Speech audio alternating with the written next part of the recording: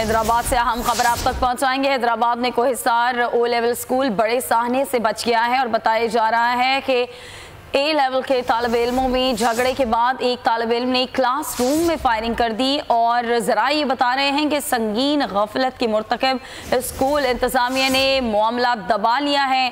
तहकीकात में अदम ताउन किया जा रहा है, ऐसा ज़राए बताते हैं और ज़राए भी बताते हैं कि बाज़ स्कूल इंतज़ामिया के अदम ताउन पर पुलिस मुकम्मल बेबस दिखाई देती है। कानूनी कार्रवाई भी नहीं हुई। इस वाक़े को लेकर इरफान हराई से मज़ीद जान लेते हैं। इरफान, क्या माजरा है, ये पुलिस क्या कहती है? जी, ये शहर का मारूफ स्कूल है। वालिदैन की जानिब से शिकायत के बाद ये मामला मंजर आम पर आया है कि बच्चों की क्लासरूम में लड़ाई के बाद फायरिंग का वाक़या हुआ, जिस पर पुलिस को इत्तला मिलने पर यह तहकीकात का आगाज किया गया है।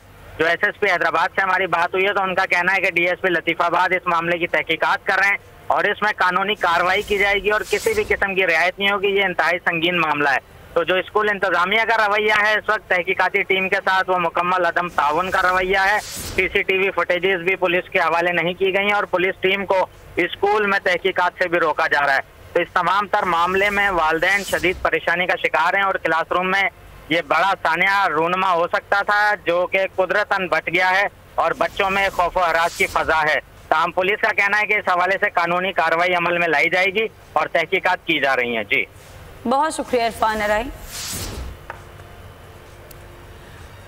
इरफान अराई अपडेट कर रहे थे। स्कूल में ये वाक़या पेश आया है जहां पर बच्चों की आपस की लड़ाई में असलहे का इस्तेमाल हुआ है और पुलिस की जानिब से अब तक कोई ख़ास तहकीकात नहीं हुई। वालिदैन परेशान हैं दीगर बच्चों के कि क्लासरूम में ये असलहा किस तरह आया है।